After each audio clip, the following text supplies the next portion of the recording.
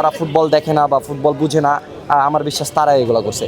আসলে রোনারের সাথে আমার যে বন্ধুত্ব অ্যাজ এ ক্যাপ্টেন হিসাবে আমি যেভাবে ওদেরকে গাইডলাইন দিছি অল টিমকে, আমি একটা কথা বলতে চাই, সবাইকে সমান চোখে দেখতে হবে। হ্যাঁ, অবশ্যই রোনাল অনেক ভালো প্লেয়ার, অবশ্যই বাংলাদেশেও আসছে। আশিকের সাথে ও যখন দেশে আসে আমি তো সেখানে আমি ওকে কথা দিয়েছিলাম যে এই ট্রফিটা আমি তাকে উৎসর্গ করতে চাই।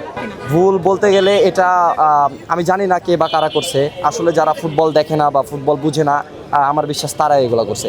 আসলে রোনারের সাথে আমার যে বন্ধুত্ব অ্যাজ এ ক্যাপ্টেন হিসাবে আমি যেভাবে ওদেরকে গাইডলাইন দিছি অল টিমকে, আমি একটা কথা বলতে চাই, সবাইকে সমান চোখে দেখতে হবে। আপনি যদি ফুটবলে সাফল্য চান, দেশি প্লেয়ার হোক এবং প্রবাসী প্লেয়ার হোক, আপনি যখন সবাইকে সমান চোখে দেখবেন তখন অবশ্যই সেই প্লেয়ারটা আরও মানে উজ্জীবিত হয়ে দেশের জন্য লড়বে। আপনি যদি একজনকে বলেন যে একে কেন খেলানো হলো না, আরও 11 জন আছে, তারা কি মনে করে? তো আপনাকে অ্যাজ এ ক্যাপ্টেন হিসাবে আমি সবসময় ডিমান্ড করি আমার সব প্লেয়ার আমার চোখে সমান, সে প্রবাস থেকে আসুক, সে দেশি প্লেয়ারই হোক। হ্যাঁ, অবশ্যই রোনাল অনেক ভালো প্লেয়ার, অবশ্যই বাংলাদেশেও আসছে।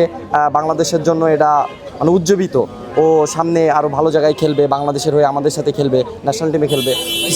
এটা অ্যাজ এ আমি ক্যাপ্টেন, আমি কোচ না টিমের, যে আমি এটা ডিসাইড করতে পারবো যে কে গেম টাইম পাইলো কে পাইলো না।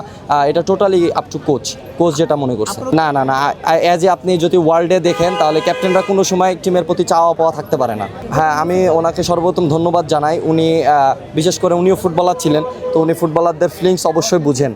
তো উনি আমাদেরকে ডাকছেন, খেলাগুলো দেখছেন, অবশ্যই তাকে নিয়ে আমরা বাংলাদেশকে নিয়ে আগাইতে চাই।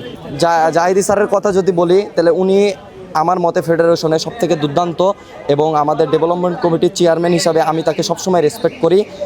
আমরা গত বছরও যখন 19 রানার্স আপ হয়ে আসি তখনও আমাদেরকে উনি 50,000 টাকা করে দিয়েছেন এবং ওভারঅল সব টিমরেই উনি দিয়েছেন এবং এখনও আমরা আসার পরে আমাদেরকে 1 লাখ টাকা করে দিয়েছেন। আশিকের সাথে ও যখন দেশে আসে আমি তো সেখানে আমি ওকে কথা দিয়েছিলাম যে এই ট্রফিটা আমি তাকে উৎসর্গ করতে চাই। পিএমের কাছে চাওয়া পাওয়া বলতে আমরা যখন সেখানে যাব সেখানে আমাদের চাওয়া পাওয়াটা হবে, আপনারা তখনই বুঝতে পারবেন আমরা কী চাই।